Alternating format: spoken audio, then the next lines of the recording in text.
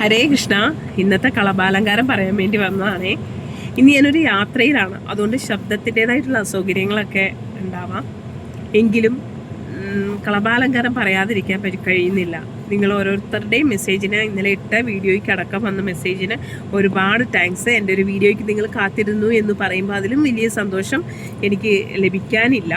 അപ്പോൾ ഇന്ന് പൊന്നുണ്ണി സുന്ദര കുട്ടനായിട്ടാണ്, അതായത് ഒരു 2-2.5 വയസ്സ് 3 വയസ്സുള്ള ഒരു ഉണ്ണിക്കണ്ണനായിട്ടാണ് ഇരിക്കുന്നത്. നല്ല കുമ്പയൊക്കെ ഉണ്ട്.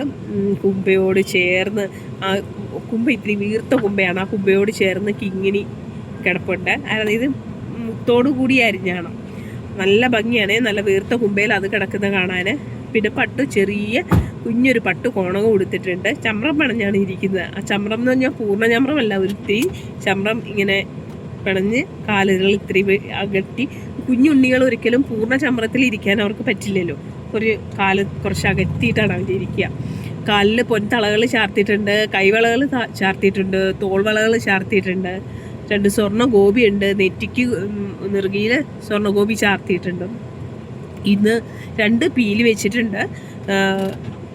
തിരുമുടിമാലകൾ 4 എണ്ണമാണ് ചാർത്തിയിരിക്കുന്നത്. കഴുത്തിലാണേലോ മുല്ലമുട്ടുമാലയും പതക്കം പോലെ ഒരു മാലയൊക്കെ കൂടി ചാർത്തിട്ട് ഒരു കുഞ്ഞുണ്ണി നല്ല സുന്ദര കുട്ടനായിട്ട് ശ്രീലകത്ത് നിറഞ്ഞു നിൽക്കുകയാണ്. നിങ്ങൾ മാനസ പൂജ തുടങ്ങിക്കോളൂ. വലത് കയ്യിലോ വെണ്ണയാണ്, കൈ നിറയെ വലത് കയ്യിൽ വെണ്ണ, ഇടത് കയ്യിൽ ഓടക്കുഴലും ഒക്കെ പിടിച്ചിട്ട് ചമ്രം പണിഞ്ഞ് ഒരു കുഞ്ഞുണ്ണി ഇരിക്കുകയാണ്.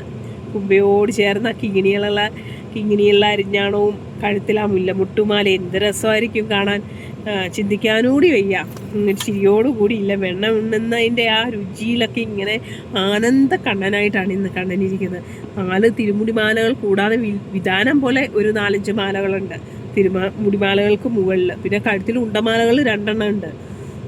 പിന്നെ എല്ലാത്തിലും ഉപരിയായിട്ട് ഭഗവാന്റെ തുളസിമാല പ്രധാനമാണല്ലോ, അതുണ്ട്. എല്ലാം കൂടെ അങ്ങനെ നിറഞ്ഞു നിൽക്കുകയാണ് ശ്രീലകത്ത് ഭക്തരെ അനുഗ്രഹിക്കാനായിട്ട്. അപ്പോൾ എല്ലാവരും മനസ്സിൽ ഭഗവാനെ മാനസ പൂജ ചെയ്യുക. ആ പൊന്നുണ്ണിയുടെ തൃപ്പാദത്തിൽ തൊട്ട് നമസ്കരിച്ചുകൊണ്ട് നമുക്ക് മാനസ പൂജ ചെയ്യാം.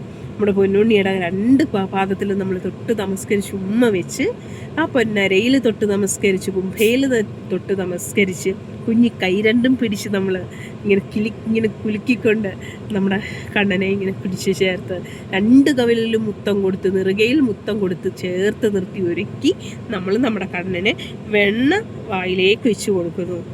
എന്നിട്ട് ദീപധൂപ ആരതി നമ്മൾ നമ്മുടെ കണ്ണനെ ചെയ്യുന്നു. ഇതിലും വലുത് എന്താണ്? ശ്രീലകത്ത് കണ്ണനെ എങ്ങനെ ആരാധിച്ചു അതിലും വലിയ ആരാധനയാണ് നമ്മൾ മാനസ പൂജയിൽ കൂടി ചെയ്തിരിക്കുന്നത്. അപ്പോൾ എല്ലാവരെയും ഭഗവാൻ കൂടുതലായിട്ട് അനുഗ്രഹിക്കട്ടെ. എല്ലാവർക്കും നന്മയുണ്ടാകട്ടെ. ഹരേ കൃഷ്ണ. കൃഷ്ണ ഗുരുവായൂരപ്പ എല്ലാവരെയും അനുഗ്രഹിക്കണേ ഭഗവാനെ.